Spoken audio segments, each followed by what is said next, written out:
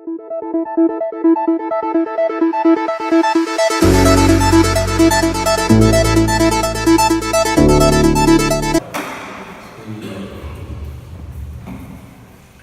deixar nosso culto enquanto igreja reunida, seguindo na nossa proposta do tema Batalha Espiritual, baseado nos estudos do pastor Pascoal Pereira. Semana passada nós falamos sobre as armas do inimigo e hoje eu quero dar um desfecho relembrando quais são essas armas e apresentando aquilo que o Senhor nos dá para contra-ataque ou para nos defendermos daquilo que é lançado contra nós ou se insurge contra nós as ações do inimigo. Feche os olhos para orar ao Senhor e na sequência a gente vai ministrar sobre o tema Batalha Espiritual e as armas do inimigo.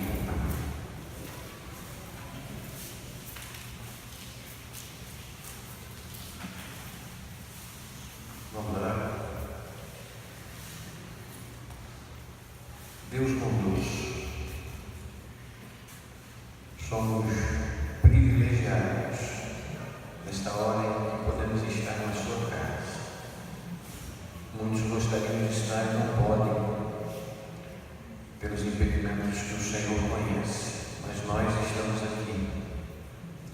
Muitas vezes, Pai, nosso coração não consegue perceber que vivemos diariamente uma batalha e que muito disso tem a mão do inimigo querendo desviar a nossa atenção, mudar o nosso foco, nos desanimando. Pai, quantos crentes estão desanimados e não conseguem entender que isso faz parte de uma luta cotidiana, como a sua palavra nos diz. Circunstancialmente podemos sim desanimar, mas nunca nos abater, porque o Senhor é o Deus que nos sustenta. Nós temos aprendido, Pai, pelo menos temos ministrado e refletido sobre o que é batalha espiritual, a abrangência de tudo isso em nossa vida. Dá-nos então a capacidade de perceber e de reagirmos ante as circunstâncias que se levantam contra nós. Mas nessa noite muito especial, eu quero te pedir para que o Senhor restaure o abatido, para que o Senhor renove as forças daquele que está desanimado, às vezes sem uma razão, sem um motivo explícito, mas simplesmente abatido. Eu quero te pedir em nome de Jesus que essa noite seja uma noite de renovo no coração daqueles que estão assim se sentindo. Nós repreendemos desde já todas as ciladas, todas as sutilezas, toda a fortaleza de entendimento, toda a impureza, toda a dúvida, todo o medo, toda a mentira que Satanás lança contra nós, tirando-nos de alguma forma do centro.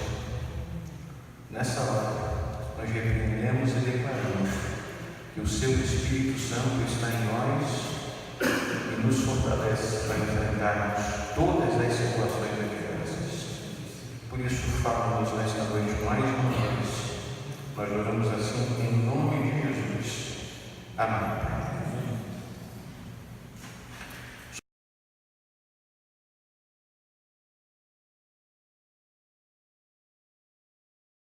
Conhecendo assim as principais armas do nosso inimigo, sobretudo para que a gente não seja pego de surpresa, para que a gente não corra o risco de de alguma forma, sermos surpreendidos. E por que é necessário reconhecê-las? Por que é importante que a gente tome conhecimento? Por que devemos saber como age o nosso inimigo e quais são as suas ferramentas mais comuns?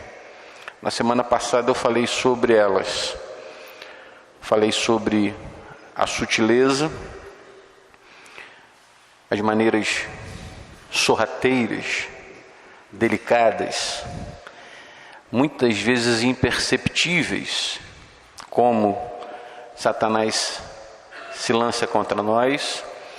Falei das fortalezas de entendimento, a maneira como ele sugestiona determinadas questões na sua mente. E presta atenção no que eu estou dizendo, para depois não interpretar de forma errada. Satanás não sabe o que você pensa, ele não lê o seu pensamento, mas conhece muito da sua estrutura e sugestiona coisas para você, lançando-as ao vento.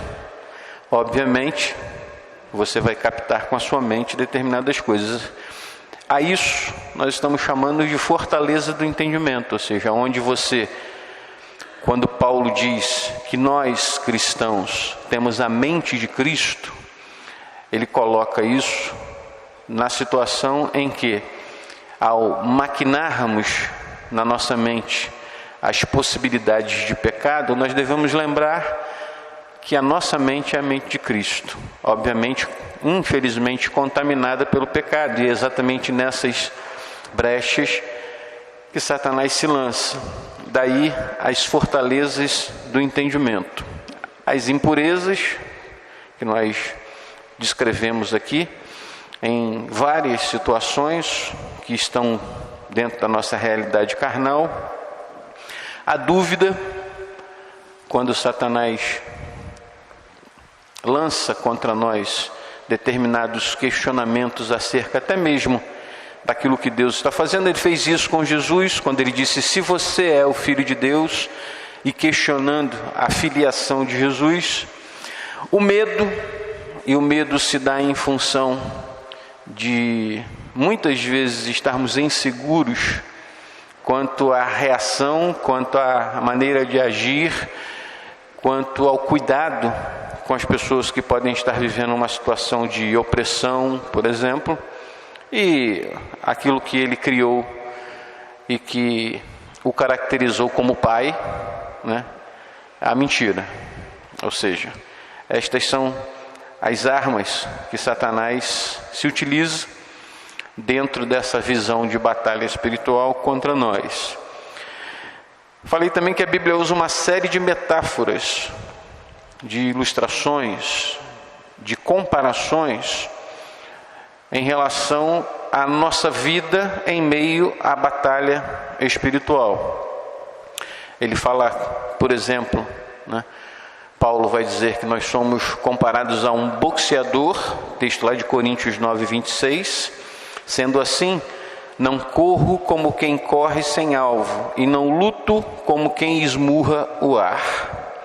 Também falei que nós somos comparados a um soldado, Paulo também falando em 2 Timóteo capítulo 2, versos 3 e 4, suporte comigo os sofrimentos, como bom soldado de Cristo Jesus. Nenhum soldado se deixe envolver pelos negócios da vida civil, já que deseja agradar aquele que o alistou. E também em Efésios capítulo 6, verso 12, o lutador, pois a nossa luta não é contra pessoas, mas contra os poderes e autoridades, contra os dominadores deste mundo de trevas, contra as forças espirituais do mal nas regiões celestiais. E aí, é necessário que a gente hoje aprofunde o nosso conhecimento em Efésios capítulo 6. Desde quando nós começamos a falar sobre batalha espiritual, no primeiro encontro eu usei o texto de Efésios, falando exatamente sobre essa questão da nossa luta e das características que ela apresenta para nós. E eu falei que nós estaríamos detalhando isso num encontro nosso, ou seja, a maneira como o Senhor nos capacita a enfrentar a batalha espiritual com a armadura de Deus, que é chamado por Paulo lá em Efésios. Algumas pessoas, por incrível que pareça, pensam que os cristãos não têm problemas. Alguns até pregam isso, dizendo que o cristão não pode ficar doente, que o cristão não pode ficar sem dinheiro, que o cristão não pode ficar sem emprego, que o cristão não pode, enfim, não pode viver situações adversas. Não só acreditam nisso, como pregam isso, anunciam isso. Se esquecem das verdades absolutas que o próprio Senhor Jesus trouxe para nós, para os discípulos primeiro e depois para nós, dizendo que no mundo nós teríamos muitas dificuldades, mas que era necessário a gente ter um ânimo redobrado, um bom ânimo, um ânimo alongado, isso é longanimidade, porque ele tinha vencido o mundo e nós com ele também o venceríamos. Sabemos que os dias maus vêm. Você, nesse momento, pode estar enfrentando uma situação adversa na sua vida que tem a ver com uma batalha espiritual e pode não estar percebendo isso. Nós falamos muito pouco sobre essa questão, mas precisamos entender que vivemos os dois mundos. Vivemos o mundo das nossas realidades, o mundo das nossas escolhas, o mundo da nossa rotina, e vivemos um mundo espiritual que tem uma dimensão e influência sobre a nossa vida que muitas vezes nós não percebemos, como eu disse aqui ainda há pouco na nossa oração. Às vezes, são problemas que nós criamos, que nos levam a enfrentar dificuldades, e às vezes são problemas que foram criados e que nos atingem. De uma forma ou de outra, o Senhor nos sustenta em meio a todas essas situações. E existem ainda determinadas situações em que o Senhor se permite, nós poderíamos dizer assim, deixar acontecer para de alguma forma nos abençoar também.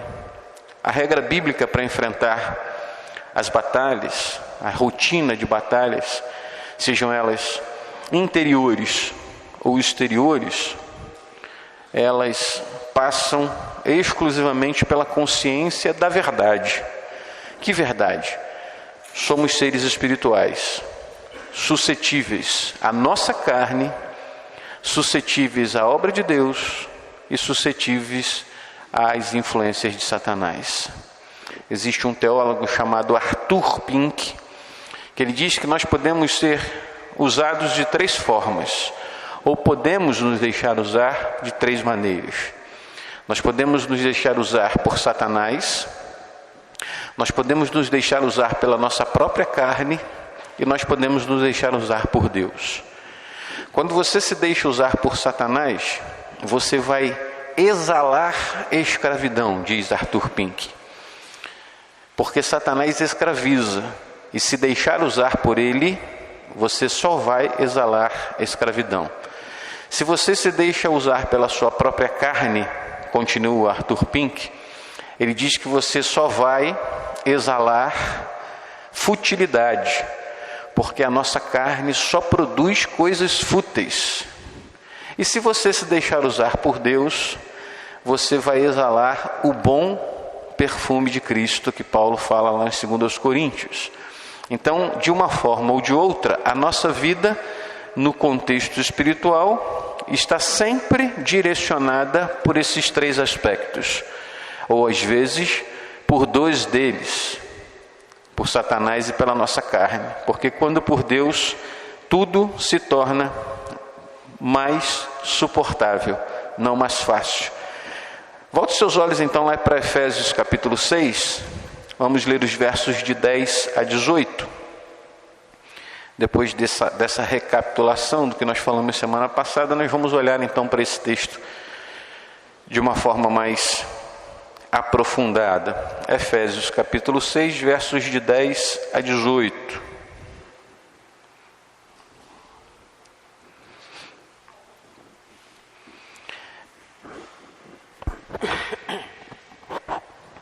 Finalmente, fortaleçam-se no Senhor e no seu forte poder. Vistam toda a armadura de Deus para poderem ficar firmes contra as ciladas do diabo. Pois a nossa luta não é contra seres humanos, mas contra os poderes e autoridades, contra os dominadores deste mundo de trevas, contra as forças espirituais do mal nas regiões celestiais. Por isso, vistam toda a armadura de Deus, para que possam resistir no dia mau e permanecer inabaláveis depois de terem feito tudo. Assim, mantenham-se firmes, cingindo-se com o cinto da verdade, vestindo a couraça da justiça e tendo os pés calçados com a prontidão do evangelho da paz. Além disso, usem o escudo da fé, com o qual vocês poderão apagar todas as setas inflamadas do maligno. Usem o capacete da salvação e a espada do Espírito, que é a palavra de Deus. Orem no Espírito, em todas as ocasiões, com toda oração e súplica. Tendo isso em mente, estejam atentos e perseverem na oração por todos os santos. Eu poderia acrescentar, obviamente, como eu disse, eu poderia, por minha vontade, o texto de Tiago, capítulo 4, versículo 7, aqui nesse contexto, quando ele fala: sujeitem-se, pois, a Deus, resistam ao diabo e ele fugirá de vós. A gente falou semana passada sobre a questão da sutileza, da dúvida, do engano, do medo. São formas que Satanás se utiliza para nos atacar. Por que ele se utiliza disso? O propósito de Satanás é em nos atingir, em nos atacar, em criar as suas artimanhas, é provocar em nós o desejo de fuga. É ou não é verdade que em alguns momentos da sua vida você fala assim: que vontade de sumir? Quem já pensou assim? Levanta a mão para ver se eu estou doido. Porque eu também já, irmãos. Tem hora que dá uma engresia na cabeça da gente, né? Que a gente fala sobre isso, né? Tem essa vontade nutrida, sabe-se lá de onde, mas uma vontade louca de sumir, porque a gente entende que essa síndrome de avestruz, né? Que muitas vezes é o que a gente vive. Você sabe que a avestruz, quando ela está sendo perseguida, ela, quando não encontra um refúgio em que ela pode de fato se proteger, ela enfia a cabeça num buraco. E ela então diz, na cabeça da avestruz, né? Pelo menos é assim que a gente faz a leitura, de que o inimigo sumiu. Então ela se torna de fato uma presa muito mais fácil. Esse sentimento de fuga que a gente alimenta muitas vezes no nosso coração é uma síndrome de avestruz. Porque a gente não tem como fugir. A vida é essa. Você encontra pessoas que acreditam, por exemplo, que tirando a sua própria vida, elas vão resolver todos os seus problemas. E é isso que leva muitas pessoas ao suicídio. Mas a gente sabe que quem induz isso, como eu coloquei aqui, nas suas artimanhas, nas suas sutilezas, nas suas sensibilidades, é o inimigo. Porque é uma das ferramentas que ele criou para tirar as pessoas da presença de Deus. Então o que ele quer é que você fuja. Fuja das suas responsabilidades, fuja de enfrentá-lo, fuja do seu compromisso com Deus, quando você diz assim: isso é muito difícil, eu não quero para mim. O propósito dele é fazer você fugir. Por quê? Porque a gente sabe que ele já se perdeu, que ele está derrotado. A gente sabe que ele vive num reduto, ou seja, numa área restrita. A gente sabe que a ação do inimigo, ela tem um limite de permissão de Deus, porque Deus está controlando a história. E aí você pode se perguntar: mas por que isso já não acabou? Não sei, se eu soubesse eu seria Deus. Como eu não sou, eu sei que Deus está no controle dessa história, e que todas essas questões estão sob o controle do Deus que eu creio. Satanás sabe que aonde ele está também não chega todo o suprimento que ele precisa. Então ele vai criando as suas armadilhas a fim de nos atrair a ele. Porque ele não existe, não tem uma outra maneira dele se articular para poder tirar as pessoas da presença do Senhor. Quando ele faz você fugir com medo dele, ele está fazendo com que você se afaste de Deus. Você não está fugindo de Satanás, você está fugindo da sua relação com Deus. Você está desacreditando no poder de Deus. Você está desconsiderando aquilo que Deus é e o que Ele faz na sua vida. E nós não estamos nesse confronto à toa. Nós não estamos nesse confronto à toa. Como Paulo coloca aqui, isso é algo que nós vivemos diariamente. E que, assim como Satanás tem as suas artimanhas e as suas ferramentas para nos atingir, Deus nos condiciona e também nos oferece aquilo com o qual nós vamos lutar.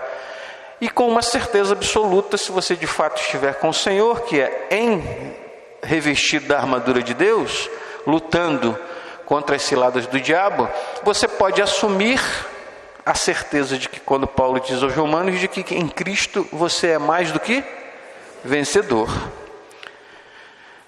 Em alguns momentos também essa fuga é, como nós citamos semana passada, uma declaração de incompetência. Nós achamos que não conseguimos lutar contra o inimigo. Algumas semanas atrás, uma irmã me procurou e falou comigo sobre uma situação que ela estava vivendo na vizinha da sua casa. E ela deixou bem claro para mim isso: pastor, eu não vou lá. Por quê? Porque eu tenho medo. Isso é comum. O problema não é só esse. O problema é quando, numa situação dessa, você põe a sua confiança em outra pessoa e não em Deus. Esse é o problema. O problema é quando as pessoas vão atrás de seres humanos que foram aí sacralizados, foram endeusados, porque vivem situações como essa, por exemplo, e entendem que o poder está neles. Esse é um grande problema. E é uma das ferramentas que Satanás mais se utiliza, que é o nosso orgulho. É por isso que Tiago vai dizer assim: sujeitem-se, pois, a Deus. O princípio da guerra, o princípio do seu fortalecimento na guerra, o princípio da sua armadura, do revestimento que Deus te dá para brigar, é a sujeição a Ele. É a consciência de que o poder está nele, e não em mim ou em você. E de que qualquer um que esteja vivendo uma relação próxima, íntima, de obediência, de sujeição a Deus, pode enfrentar qualquer, friso aqui, qualquer atitude ou manifestação do inimigo na vida das pessoas que nos cercam e até mesmo na sua própria vida. O que significa resistir a Satanás? O texto de Efésios vai nos ensinar isso. Primeiro, ele fala que a forma como eu devo me apresentar diante dessa luta é consciente da verdade. O primeiro aspecto da armadura de Deus é a verdade, que se contrapõe com aquilo que nós vimos semana passada, que Satanás cria por ser a sua própria realidade, que é a mentira. A Bíblia nos diz que Jesus, Ele é o caminho, Ele é a verdade e Ele é a vida. Em João capítulo 19, quando Jesus está conversando com Pilatos, a mulher de Pilatos tem um sonho, ou teve um sonho na noite anterior, e ela se aproxima dele para dizer para ele exatamente isso. A expressão que a mulher de Pilatos usa é: não se envolva na causa desse justo. Um pouquinho antes dessa mulher se apresentar para Pilatos e dizer para ele não se envolver na causa de Jesus, você sabia que ele era justo? Eles estavam discutindo sobre o que é verdade. Jesus estava respondendo para Pilatos sobre isso. Pilatos pergunta para ele o que é verdade. E ele já havia dito isso, que ele, Jesus, era a verdade. Ou seja, a primeira postura que eu tenho que ter, meu querido irmão, minha querida irmã, em meio à consciência do revestimento da armadura de Deus, é o comprometimento com a verdade, em todos os aspectos da minha vida. Todos os aspectos da minha vida. O comprometimento com a verdade fecha todas as portas que Satanás tenta abrir com as suas mentiras ou com as minhas mentiras, a fim de que ele venha me derrubar. A mentira é o descompromisso com a verdade. A mentira é a sua postura assumida e comprometida com quem a paternalizou. Em contrapartida, a verdade é a essência daquilo que o próprio Senhor Jesus estabeleceu diante das circunstâncias do seu ministério, em meio a cada momento que ele enfrentou situações adversas. E você pode perceber que em cada situação em que Satanás tentava de alguma forma projetar a mentira, ele vinha com a verdade e a transparência dela. Eu tenho que ter muito cuidado e muito zelo com a verdade. Porque a verdade é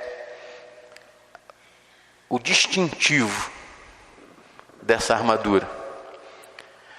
É aquilo que me identifica com um comprometimento com aquele que de fato revela a verdade. Isso é tão significativo, isso é tão profundo, isso é tão verdadeiro no que a palavra ensina, que Jesus vai dizer em dois momentos específicos, dentro do contexto em que Satanás é chamado de mentiroso e o pai da mentira, em que ele vai dizer: em conhecendo a verdade vai libertá-lo. E aí ele diz assim: se pois o Filho vos libertar, verdadeiramente você vai ser livre. Está em João 8,32 e João 8,36. Ou seja, o meu comprometimento com a verdade é o distintivo daquilo que eu assumi na minha postura de vida. E isso pode acontecer no dia a dia do meu relacionamento com as pessoas com as quais eu convivo, com o meu marido, com a minha esposa, com os meus filhos, com o meu chefe, com meus colegas de profissão, com os meus colegas de estudo, na minha rotina de vida, como também na minha declaração de imposto de renda, por exemplo. Quando eu me dou conta de que eu tenho que declarar aquilo que eu ganho, e não criar subterfúgios para que eu tenha alguma vantagem com isso. Comprometimento com a verdade.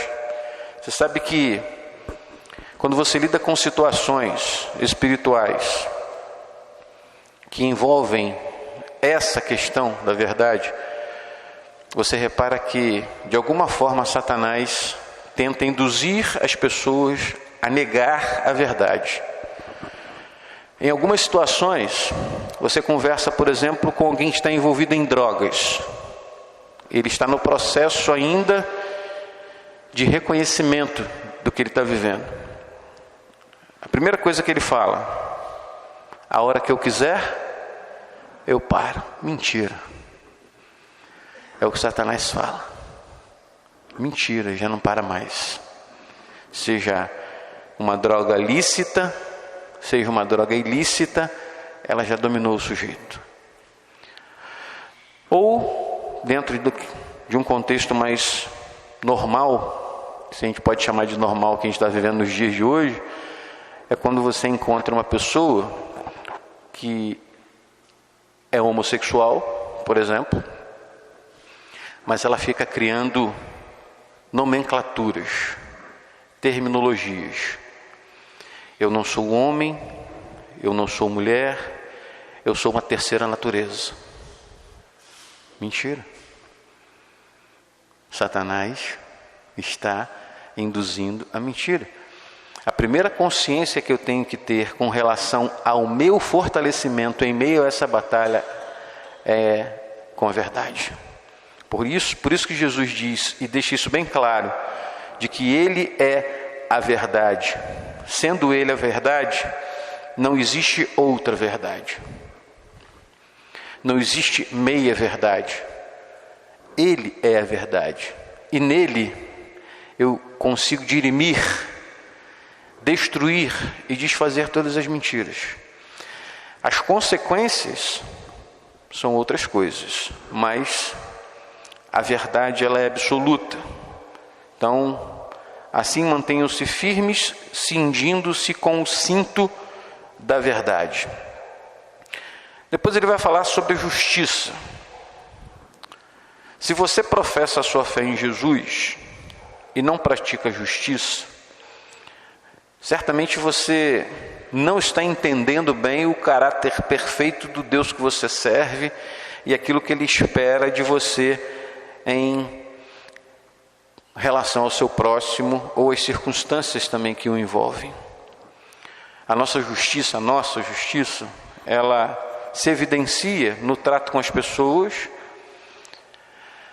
nos valores que nós nutrimos e passamos para as pessoas, em nossos relacionamentos, em nossos negócios, em nossos compromissos com o reino de Deus, com os dízimos, com as ofertas.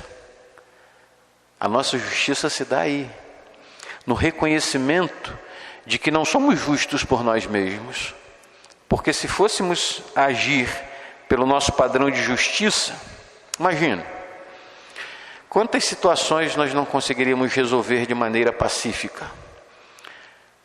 Quanta vontade você não teria de resolver determinadas situações que nos agridem com a sua própria força, com o seu próprio padrão de justiça? Quando você se depara com situações que são realmente graves, que nos assustam, quando você pega um homem que estuprou uma criança, nosso padrão de justiça é fazer coisas com esse indivíduo que às vezes a nossa mente nem é capaz de imaginar, mas a vontade passa, ela vem. Só que não é o nosso padrão de justiça.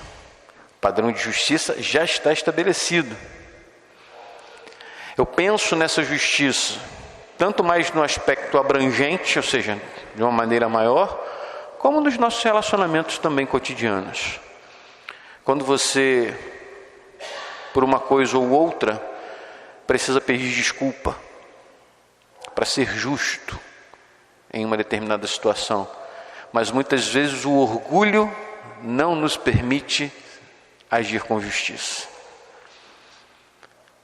Às vezes a nossa vontade, o nosso querer, os nossos desejos e o nosso padrão de justiça se estabelece de uma maneira em que nós falamos, não é por aqui. E é exatamente onde Satanás entra. Então, qual é o seu padrão de justiça? Qual é a sua forma de lidar com as injustiças da vida? Como você julga as situações que estão à sua volta? Padrão é aquilo que o Senhor estabeleceu para você. Depois você vai encontrar na sequência, o texto aqui vai dizer: cingindo-se com o cinto da verdade, vestindo a couraça da justiça e tendo os pés calçados com a prontidão do evangelho da paz. A minha tradução, ou o meu pensamento acerca dessa ideia do evangelho da paz é a manifestação da sua fé. Quando você olha para o texto, e tendo os pés calçados com a prontidão do evangelho da paz, você vai lembrar que o evangelho, ele tem por tradução as boas novas.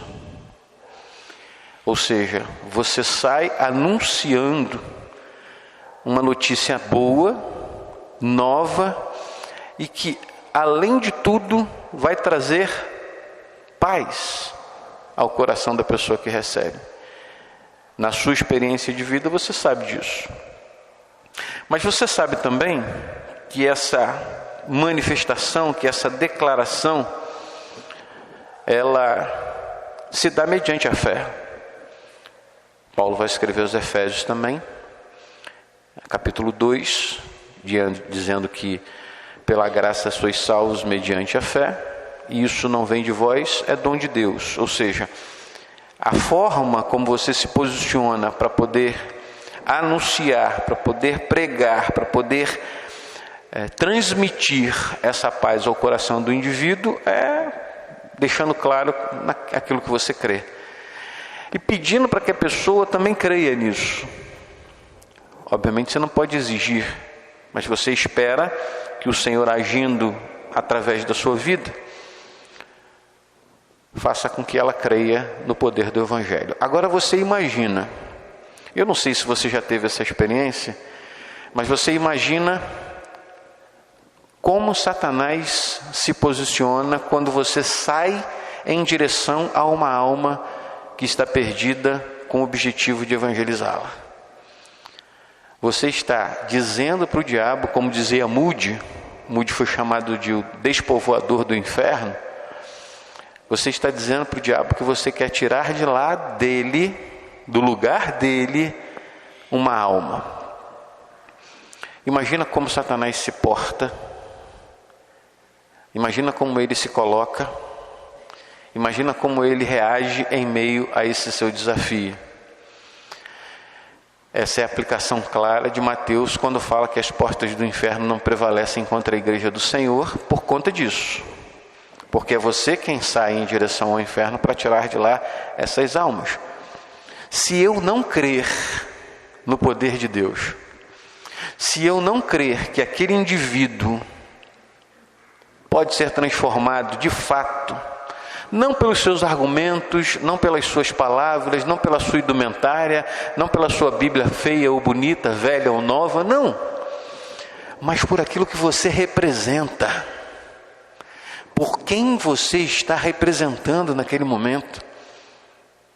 Porque o que é a sua vida se não a representação de Jesus para os outros? Já parou para pensar sobre isso? De que como cristão, a pessoa que está olhando do lado de fora para você, ela quer ver Cristo em você. Ela quer identificar características de Jesus em você.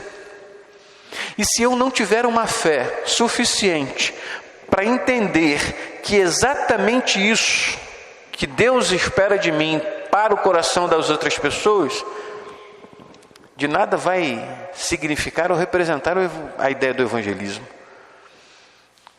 Quantas pessoas rejeitam a Cristo de forma veemente, verbalizada?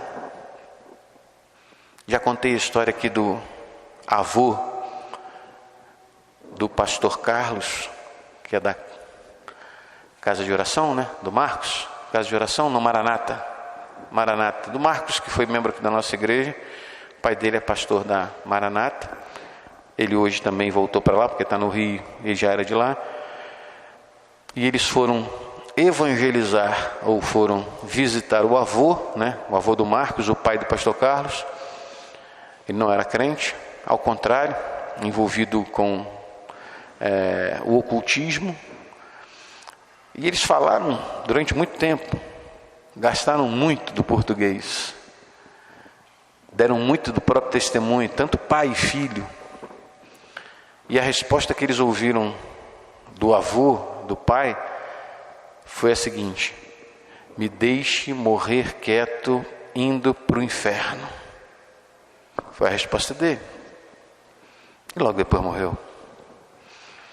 Existem pessoas que vislumbram isso, por incrível que pareça, queridos. Aliás, a gente precisa crer que o indivíduo sem Deus odeia Deus. O indivíduo que não conhece a graça de Cristo odeia Cristo.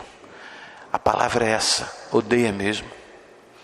E não é um ódio que a gente caracteriza como se fosse um sentimento manifestado, em que ele vai te agredir, em que ele vai ofender. Não, é um ódio de um sentimento oposto ao amor. O que ele sente por Deus é uma rejeição indescritível. E isso para nós é caracterizado dessa maneira. Basta você saber e conviver com alguém que não quer saber de Cristo. E esquece igreja, irmãos. Um dos grandes problemas que nós temos é esse. Não se prega evangelho para a igreja, se prega evangelho para Cristo. Você prega o evangelho esperando que a pessoa aceite a Cristo. Ela pode ir para a Assembleia de Deus, para a Maranata, para a Casa de Oração, para metodista, para presbiteriano, para onde ela quiser. Não importa, o importa é que ela esteja com Cristo. Você tem que pregar o evangelho para Cristo. Erramos muito por conta disso, porque a nossa fé canaliza uma expectativa de que as pessoas venham para a nossa igreja. É óbvio que a gente vai ficar feliz, é óbvio que a gente gostaria de viver isso, mas não somos nós que decidimos isso. Eu preciso entender que a pessoa precisa de Cristo, mas ela odeia Cristo. E se eu associar isso à igreja, então, ela odeia mais ainda, porque ela vai dizer que dentro da igreja tem um monte de hipócrita. Você está percebendo? Então eu preciso pregar Cristo. Essa é a ideia de você estar pregando o evangelho da paz, calçados com essa prontidão. Se você prega Cristo, você não prega a denominação. Se você prega Cristo, você não se preocupa se aquela pessoa vai seguir você, porque você quer que ela siga a Cristo. Se ela vem para a sua igreja, bem. Se ela não vem, que vá para outra. Amém. É isso que a gente precisa canalizar. Enfrentamento é uma outra realidade. Verso 16 diz assim: além disso, usem o escudo da fé, com o qual vocês poderão apagar todas as setas inflamadas do maligno. Essa ideia do enfrentamento, que também completa com o capacete da salvação aqui, a gente poderia dizer que em determinados momentos a gente tem vivido esse princípio da verdade, o princípio da justiça, o princípio da fé, mas também reconhecendo que em muitas situações nós não queremos bater de frente. Não tem como você pregar o evangelho sem enfrentar. Não tem. Você não vai afrontar. Você não tem que afrontar ninguém. Eu convivo perfeitamente com vários tipos de amigos e com todo tipo de religião que você possa imaginar. Convivo perfeitamente. Quando sou chamado para aniversário, ou para algum outro tipo de evento, ou para ouvir alguma história, meu relacionamento de amizade deixa bem claro que eu não quero fazer proselitismo com ninguém. Agora, não sei se você tem essa experiência, de que quando você tem amigos de outras religiões, eu tenho amigo macumbeiro, eu tenho amigo espírita, eu tenho amigo católico, quando eles enfrentam um problema, eles não procuram esses outros amigos, eles me procuram. Não como pastor, porque eu sou amigo, mas eles me procuram. Não sei porquê, mas o que eu considero em qualquer vínculo, em qualquer história que é compartilhada, é pela amizade. Você pensa que eu saio por aí dizendo, não, mas a Bíblia diz isso, a Bíblia diz aquilo, não, porque Jesus diz isso, porque a Igreja Batista é assim? Nada disso, irmão. Nada disso. Cristianismo para mim é o quê? Eu entendo que é isso que eu preciso viver. E o testemunho vem exatamente disso. Eu não afronto, mas eu enfrento. Vão existir situações que você vai ter que pedir orientação ao Espírito Santo para poder lidar com ela. Porque mexe com valores seus, porque incomoda determinadas situações. Às vezes você pode, antigamente era pior, né? Mas às vezes você pode passar por mim em algum momento da sua vida e me ver dentro de uma lanchonete, sentado com uma pessoa, o indivíduo tomando uma cerveja, e você vai dizer que eu que estava tomando, conquanto eu tenho plena convicção de que eu não estou tomando aquela cerveja. Mas o que você vê é o que você quer ver. E muitas vezes nós deixamos de enfrentar situações como essas por conta do que os outros vão dizer. Diariamente você enfrenta situações difíceis. Existem determinadas situações em que nós não entendemos por que o Senhor nos permitiu viver aquilo. Por que o Senhor nos permitiu colocar, entrar, viver aquela realidade? Por que é que você se sente tão fragilizado em determinadas situações? Fato é que em meio às possibilidades de enfrentamento, o Senhor o capacita. O Senhor o fortalece. Se você está vivendo esse cristianismo, se você está vivendo essa realidade, Satanás não vai ter como acusá-lo. Se o seu desejo no coração é levar aquela alma ao conhecimento de quem é Cristo, Deus o fortalece, o sustenta e renova todas as suas condições para que você possa enfrentar os dias maus e enfrentar as ciladas do inimigo também. E isso é tão importante que a gente compreenda, irmãos. Isso é tão necessário para a nossa vida cristã, que de acordo com o que você vive na sua relação com Cristo, você pode ser usado por Ele ou você pode ser induzido por Satanás. Você vai lembrar que Jesus estabelece a igreja na confissão de Pedro. Porque Pedro vai dizer, diante da pergunta de Jesus, as pessoas estavam tendo definições acerca de quem ele era, está lá em Mateus 16, e aí Jesus pergunta para os discípulos: e vocês? Ou seja, vocês que estão caminhando comigo, convivendo comigo, comendo comigo, dormindo comigo, vendo todas essas coisas que estão acontecendo, quem vocês dizem que eu sou? E aí Pedro, como diriam os adolescentes, lacra. Tu és o Cristo, Senhor.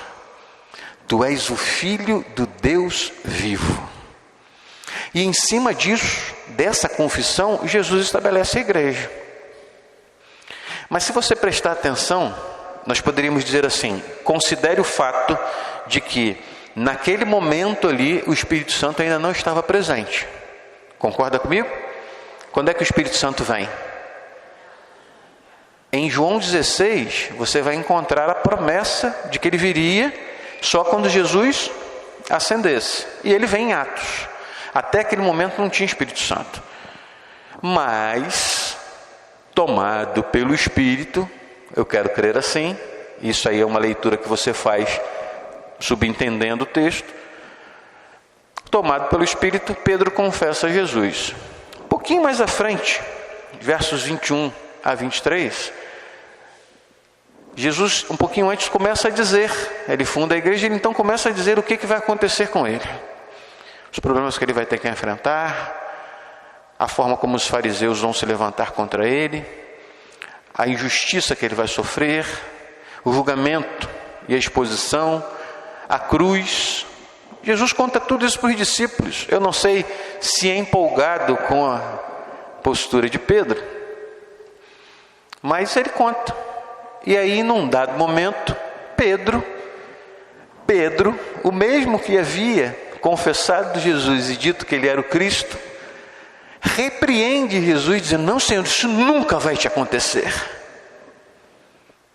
E aí o que Jesus diz para Pedro? Para trás de mim, Satanás, porque você não conhece as coisas do meu Deus. Eu quis abrir um parênteses aqui para você entender que mesmo nós tendo o Espírito Santo em nossas vidas, como eu disse na frase do Pink, lá no início dessa mensagem, é você quem escolhe por quem você vai ser dirigido.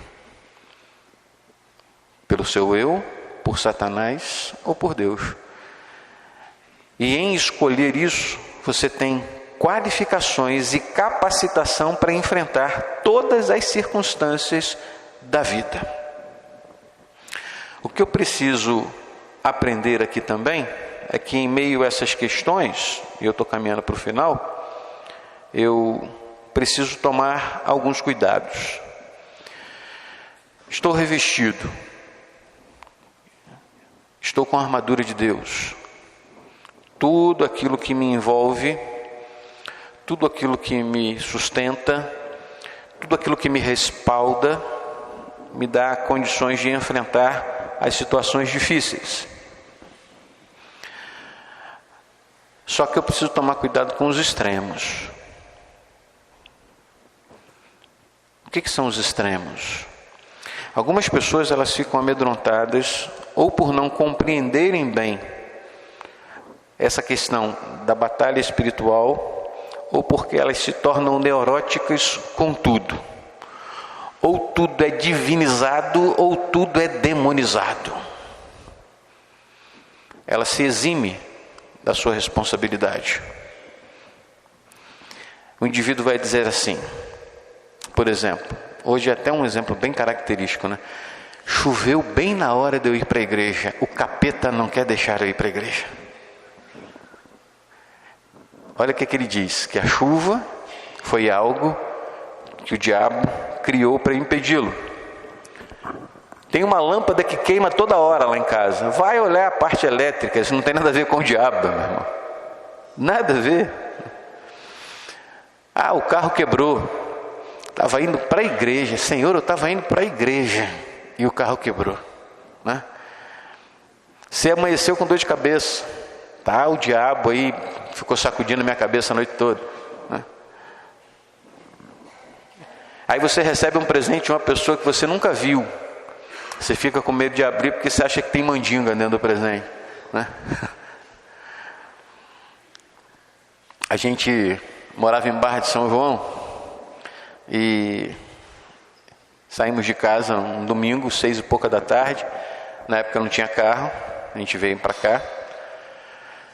E quando chegamos em casa, nos demos conta de que tinham entrado da nossa casa. E um dos primeiros questionamentos de Dani foi esse, né? Dani, no início da adolescência dela. Poxa, pai, a gente saiu de casa para ir para a igreja, para adorar o Senhor, para servir a Deus, e Ele não protegeu a nossa casa, o capeta entrou aqui. Né? E aí você tem que tomar cuidado com essas coisas. Não tem nada a ver com o capeta, né? Não tem nada a ver de eu estar na igreja ou não estar na igreja. Isso tem a ver com a responsabilidade do indivíduo, irmãos. A casa estava trancada, o indivíduo achou uma brecha numa janela de madeira velha, quebrou, achou oportunidade. Nós achamos até que ele estava drogado, depois nós descobrimos quem era, a pessoa que entrou lá estava acompanhada de outra, enfim. Perdemos o celular, um monte de coisa. Igual entraram aqui quando a gente estava quando a gente mudou para Maranhão, logo que nós mudamos para Maranhão também. Levaram até mais coisas, né? Levaram parte da minha vida, porque quando levaram o meu notebook, né, e foram os 2 notebooks que estavam dentro da mochila, né, quando a gente tinha acabado de mudar, os 2 notebooks na mochila e os 2 tablets. Foi tudo junto, né? O novo que eu estava pagando, eu paguei em 10 parcelas, paguei a primeira e o capeta levou, né? Capeta nada, irmãos. Capeta nada. Eu preciso ter muito cuidado com os extremos. Eu preciso ter muito cuidado com situações que se criam e que eu tento isentar a minha responsabilidade, né? Não tem nada a ver com isso. Eu não posso nem ser congelado e eu não posso nem ser tostado por Satanás. Eu não posso permitir isso, porque eu também tenho a minha responsabilidade.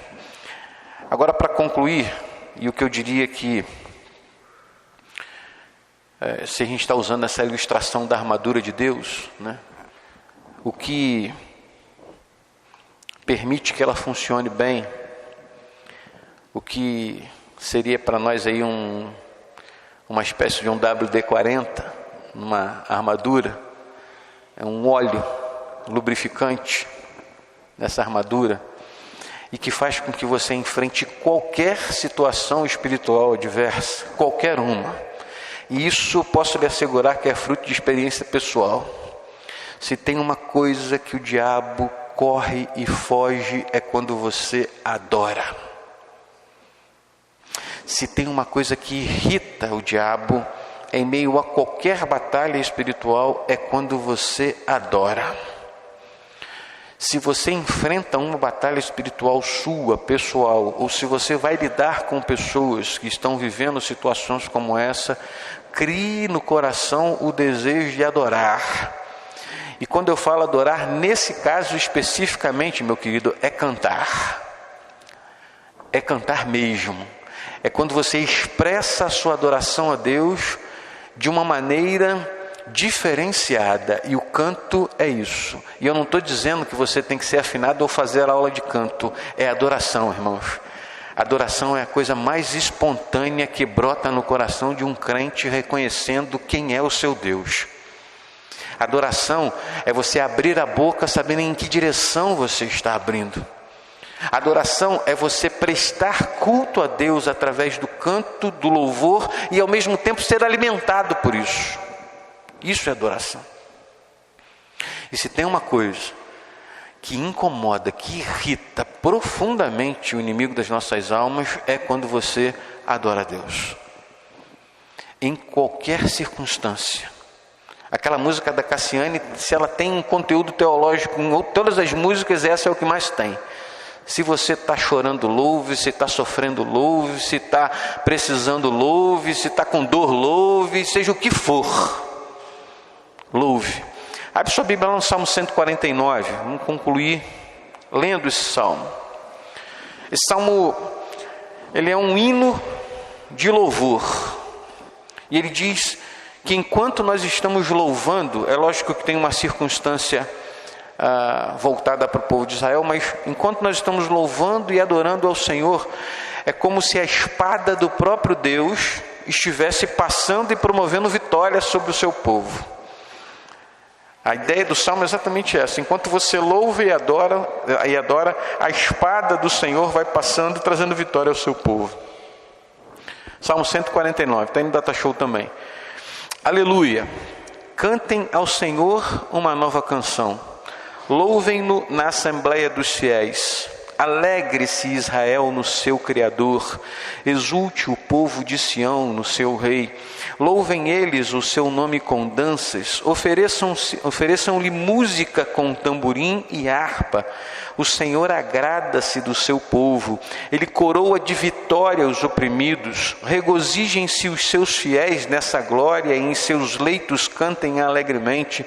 Altos louvores estejam em seus lábios e em uma espada de 2 gumes em suas mãos, para imporem vingança às nações e trazerem castigo aos povos, para prenderem os seus reis com grilhões e os seus nobres com algemas de ferro, para executarem a sentença escrita contra eles. Esta é a glória de todos os seus fiéis. Aleluia. Se você entende a dimensão do que é a batalha espiritual, diante de tudo que nós falamos nestes dias, e eu vou continuar falando sobre ela em novembro, às quartas-feiras ainda, algumas outras coisas que eu quero pontuar com os irmãos, você compreende o que significa a armadura de Deus e o que ela representa para você enfrentar os dias maus. Se você sabe da sua responsabilidade em meio às suas lutas espirituais também, de que não é só o diabo e nem só Deus, você também tem a sua participação, uma das coisas que você deve renovar no seu coração é a adoração ao Senhor. É a capacidade que o Espírito Santo dá a você de reconhecer quem é Deus. Paulo, no final da sua carta aos Romanos, quando eu falo no final, ainda caminhando para o final, está no capítulo 11 ainda, versos de 33 a 36, ele escreve o que nós conhecemos como hino de adoração. E ali talvez esteja a maior de todas as expressões, ou a forma mais cabível na nossa linguagem humana, em que um homem teve a inspiração dada por Deus, a iluminação dada por Deus, para escrever em reconhecimento a quem Deus é. E Paulo vai dizer exatamente isso. Ó profundidade da riqueza, tanto da sabedoria como do conhecimento de Deus. Quão insondáveis são os seus juízos e inescrutáveis os seus caminhos, porque quem compreendeu o intento do nosso Deus? Quem primeiro deu a ele, para que depois lhe fosse recompensado? Porque dele, por ele e para ele são todas as coisas. Glória, pois, a ele eternamente. Amém. Essa é a ideia de eternidade. Essa é a ideia de adoração. Porque dele, por ele e para ele são todas as coisas. Eu queria que você orasse nesse momento onde você está.